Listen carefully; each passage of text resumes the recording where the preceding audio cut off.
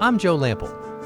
When I created Growing a Greener World, I had one goal: to tell stories of everyday people, innovators, entrepreneurs, forward-thinking leaders who are all, in ways both big and small, dedicated to organic gardening and farming, lightening our footprint, conserving vital resources, protecting natural habitats, making a tangible difference for us all. They're real, they're passionate, they're all around us.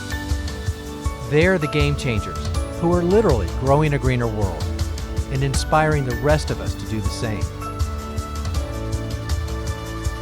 Growing a Greener World, it's more than a movement, it's our mission.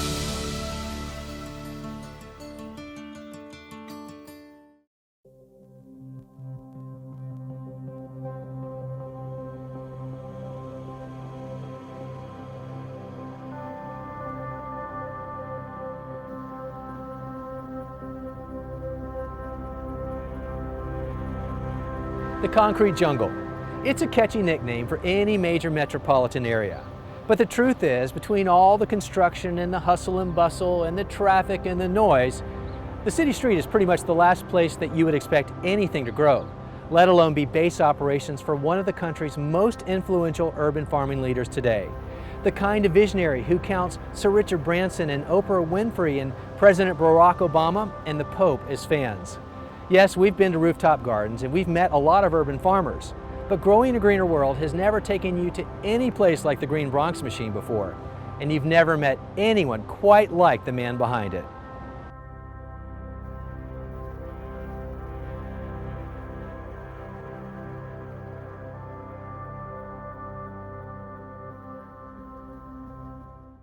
My name is Stephen Ritz, and I am and remain CEO, Chief Eternal Optimist of Bronx County and the founder of Green Bronx Machine. The Bronx, 42 square miles of the toughest streets in the country. Almost 1.5 million people call this part of New York City home, with some figures placing nearly a third of them below the poverty line. It's here, in the poorest congressional district in America, that you'll find Community School 55. CS 55 would seem to be essentially the worst soil possible for anything to thrive in. Whether you're talking about edible crops, impressionable young boys and girls, or least likely of all, a global gardening crusade. But that's exactly what's happening here, thanks to Stephen Ritz, a kid from the South Bronx who became a teacher, moved back home, and set out to make a difference.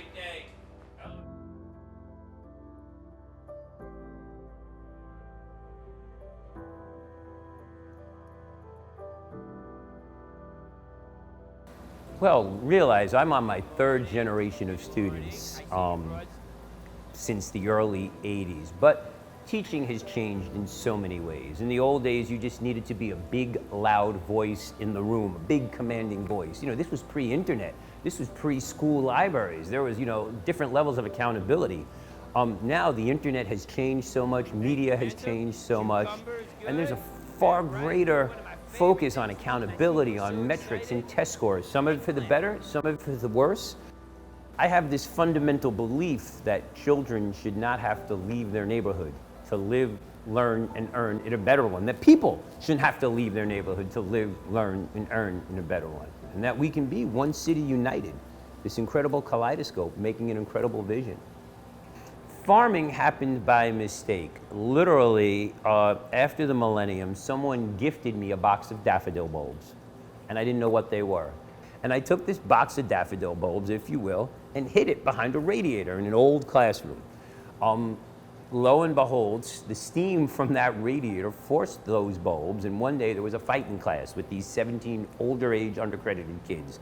And they were looking behind the radiator for something to get and something to grab, and there were hundreds and hundreds of flowers that were just blooming there, and it was like an epiphany, and it was the most de-escalating moment in the history of my career. The boys wanted to give them to girls, the girls wanted to take them and give them to their parents and sell them, and out of this turbulent atmosphere came this moment of peace and tranquility and beautiful flowers. And I was like, wow, this is really cool. And these kids wanted to be a part of something. So we started doing landscaping and ornamental gardening in neighborhoods to kind of combat crime. We were taking underutilized spaces and turning them into productive, aspirational places. And kids who had never succeeded could get into a garden and one day get down, get dirty, come together and succeed and leave a place day by day better than we found it the day before, the moment before, the minute before. And I realized we were onto something.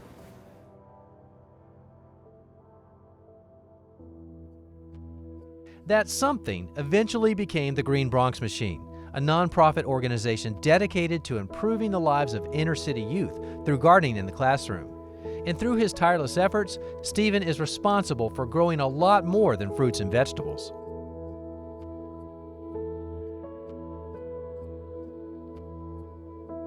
When I started this program with targeted youth in high school, we moved attendance from 40% attendance to 93% daily attendance, and realized not only do my kids benefit when they're in school, everybody benefits when there's 93% daily attendance.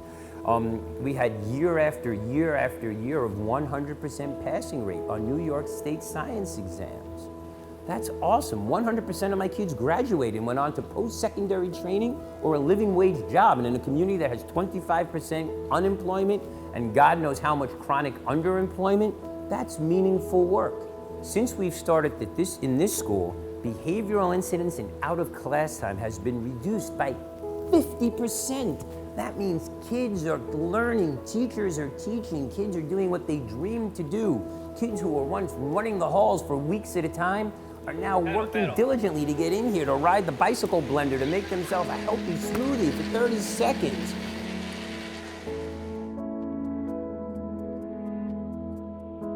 We have upwards of 50 to 100 children showing up daily for the privilege of gardening here in the South Bronx. We have one of the most productive outdoor soil gardens per square foot in all of New York City. And in this very classroom, 4 stories up, using our tower garden technology, we have grown enough salad to feed every single student in this school a healthy meal that they grew using 90% less water in 90% less space. 35,000 pounds of vegetables later, my favorite crop is organically grown citizens, graduates, members of the middle class, kids who are going to college, kids who aren't going to jail. Yeah, I love kale and arugula, but I love me some happy, healthy kids who enjoy coming to school and eating their fruits and vegetables and bringing them home to mom and dad. That's what this is about. So if they grow it, they eat it. I have kids who love kale. I have kids who love spinach. And that's awesome. In a community where it's easier to get liquor than lettuce, the fact that we are growing food organically here, both inside and out, is game-changing.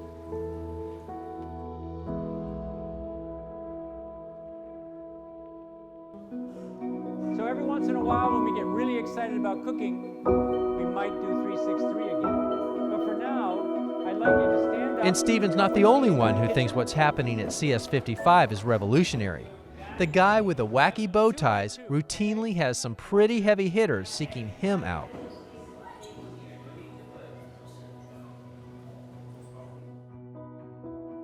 I met Steve at a food conference, sort of a changing food conference. We were both there speaking on the future of food and how to maybe improve the way people think about food and what they eat. So as you know, Steve is a very electrifying speaker, and I went up to him afterwards and said I'd like to work with him. And at the time, I was the pastry chef at the White House, very involved in Mrs. Obama's Let's Move campaign. And we hatched a plan right then and there for him to bring some kids down to the White House and see the White House garden. Now, thanks to those early interactions with Stephen, Bill Yossis is an integral part of the regular curriculum at CS55. After I left the White House, there were a very wide range of possibilities open to me. But this is one that I chose in particular, is working with kids around food and cooking. We call it stealth health. We never talk about health. We never say eat your vegetables. They hear that enough, and not that there's anything wrong with that, but we want to try a different tack. We introduce the vegetable or the healthy recipe to them in a way that talks about the botany, the biology, the history, the geography, everything but whether you should eat it or not. We make this vegetable come alive for them. we make it something that they really own and have ownership over, and it becomes theirs. So when they know this whole story and they identify like a character in a book, then they're the first ones to say, but can I eat it? And they know that this little seed that they see planted in the spring turns into this huge plant 2 months later. And they want to know what that story is. So it's a compelling story, it's a fantasy for them that is very, very real, and that they can experience by eating it, by absorbing it, and by truly owning it. I was privileged enough to work at the White House and cook for the great leaders of the world. It's something that is a great honor. Every day you walk into those gates, that house is a symbol of our democracy. But the people who are really public servants, they are interested in the one-on-one. And that's why I became involved with Steve here at CS55. He's a fantastic leader, a visionary in how we get that one-on-one. So long as I can look into kids' eyes and see that they're going to try today cooking, and they're going to put new vegetables in that pot that they've never even thought of before, and they're going to stir it up.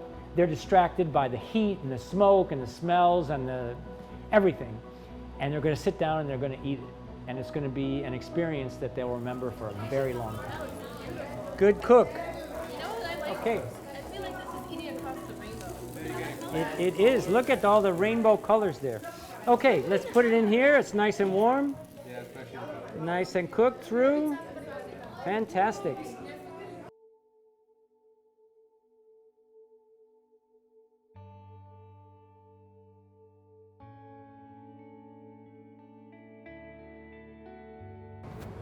So, it's graduation day. Yeah, it's graduation. I hear a little bit of relief there, but, I mean, you have had so many students coming in and out of your classroom over the culmination of this school year. Do you ever stop and contemplate the message or what you're trying to leave with them? I mean, some of these kids aren't coming back. They're graduating from this school and moving on. Do you think about, hopefully, the seed that you planted? What is that? Well, today we saw them celebrate. This was their day. And I don't see this as the end. I see this as the beginning of a new beginning. You know, we literally celebrated incredible test scores this year. Kids aspiring to things and places they've never imagined. For them, they're growing up. It's exactly the life cycle that we talk about. They're in the next stage of their lives, and the coolest thing for me is I get a crop of new ones, so I get to regenerate and restore myself and get younger. So they're getting older, I'm getting younger. I know they'll be back. I know I get to see them all, and they know where to find me, right here in the garden. Awesome! But there was a time when Stephen's future was anything but guaranteed, and the lessons he's now passing on to his students were ones he had to first learn for himself. I'm a skinny guy, you know, but as age happened and gravity took over, I got a little bigger. And as I started continuing to work with students, my habits were informed by their habits, and I started gaining weight. I started eating what they were eating. And it wasn't good. The choices that they made were the choices that I made, except I was 40, 50 years older than them. I didn't have the same metabolism. So literally, you know, I ballooned to close to 300 pounds. I was pre-diabetic, I was cirrhotic in my liver, I was on God knows how many milligrams of Lipitor a day, and just getting sicker and fatter. And what'd that beget? Be getting sicker and fatter. It's just like an endless cycle of medication and doctors and bills and clinics.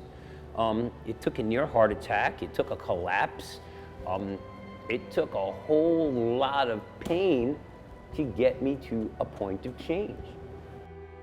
So it was time for me to take control of my life, and literally I've lost over 100 pounds simply by eating the food that I grow with kids in school.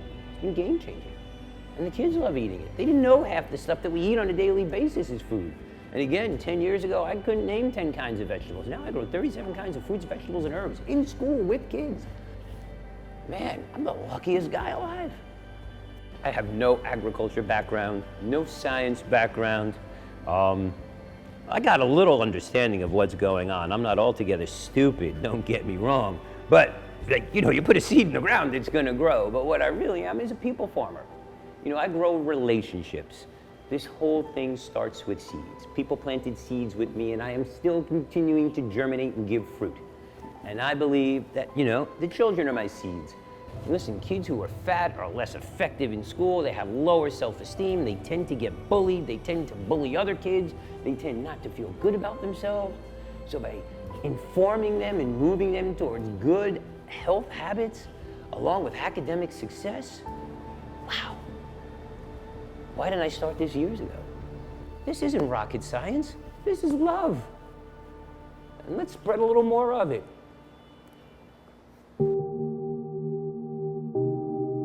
Even a force of nature can't change the world all by himself.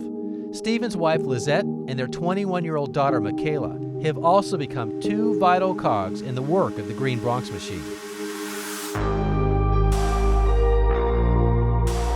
I'm from the corporate space, investment banking, private sector. It's a different ROI, right?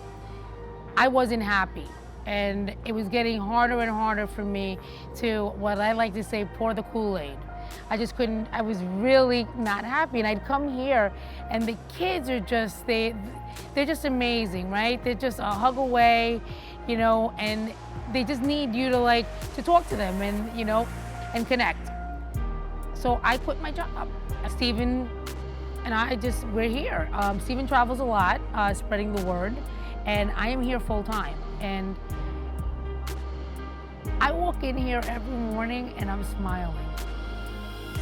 When I was about 9 or 10 or 11, I didn't understand the magnitude of the everyday work my dad was accomplishing in his classrooms. I just saw rowdy kids, and I saw my dad, who was just this bundle of never-ending energy, and I saw plants, and it didn't really click for me what the connection was at that age. But as I got older and as I was able to understand and comprehend the intricacies of engaging students and working with children from all kinds of backgrounds, I realized what plants meant for my dad. It meant this was how I was going to get my students engaged, and this is how I'm going to involve them and make them feel loved. Just how plants need love, that's what I will show them. On the flip side, we're getting older, so this is the future. So if we're not investing in our own future today, what's our future gonna look like? So I'll give you an example.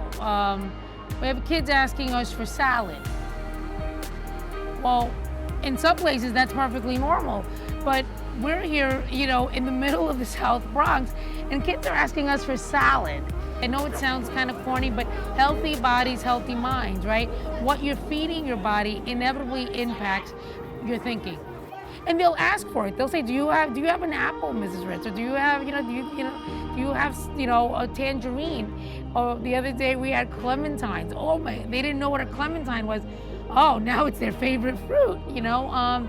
So I like to believe that we're doing that. Eating healthy is the guise, but the heart of the matter is the work that we're doing here is a lot more psychological and a lot more emotional than people can take it at face value. It's not just about changing health, and it's not just about changing waistlines. It's about changing hearts and about changing minds.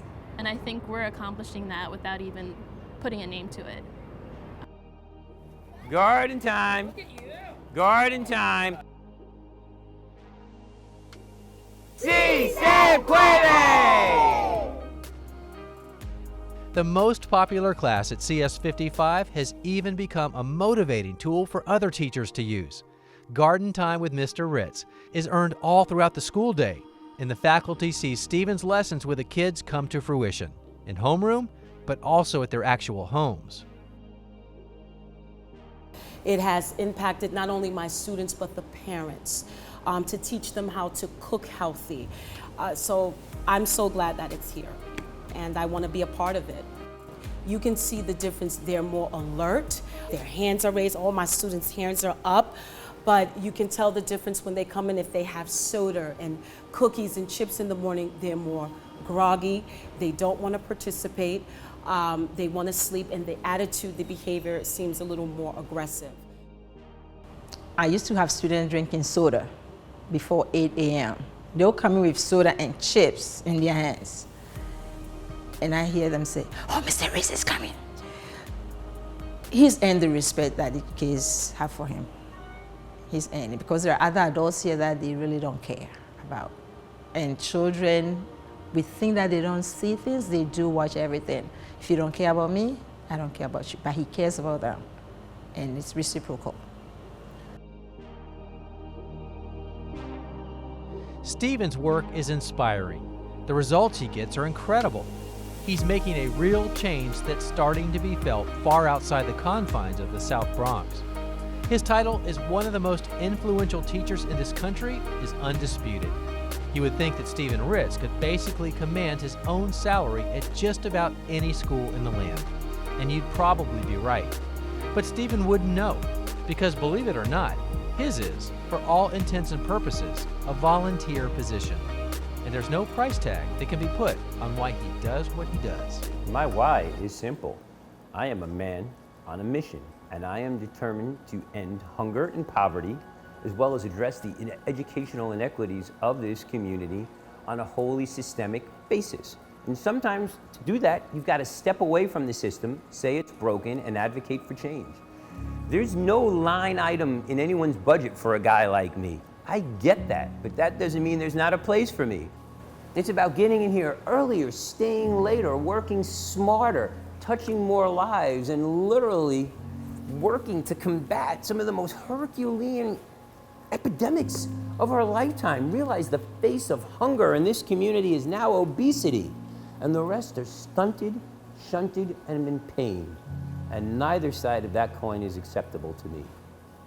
We can end hunger and poverty in this lifetime, and business as usual is no longer an option. And that's what this model is all about. That a locally grown community effort, our little green garden in the middle of the South Bronx, if you will, is a model for so much more. That we can, we must, and we will. And that seeds well planted can give us a crop of epic and abundant proportions.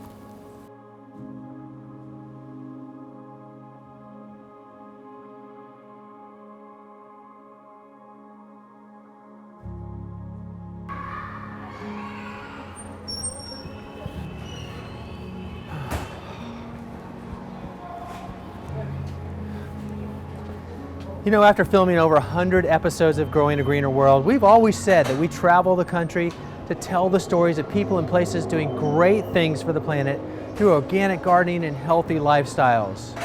But I have to tell you that I don't think we've ever told the story of somebody that's impacted me more emotionally than this one. Stephen Ritz and the Green Bronx Machine. I came home after spending 2 full days here, emotionally spent. Just watching the interaction he has with the kids and the love and the fact that he does it for free. I mean, it's all volunteer, 12 hours a day, 6:30 in the morning to 6:30 at night, 6 days a week. And you know what he says to that? He says it's okay, because he's more worried about the outcome than the income. And it shows, because when I talk to the kids about that, they all say how much that they love him. And I mentioned that to Steve, and he says to that, yeah, he said, that's my job, because I'm there to love them until they can learn to love themselves. And I can't think of a better way to tell a story than that. Here's to Stephen Ritz and the Green Bronx Machine and PS 55.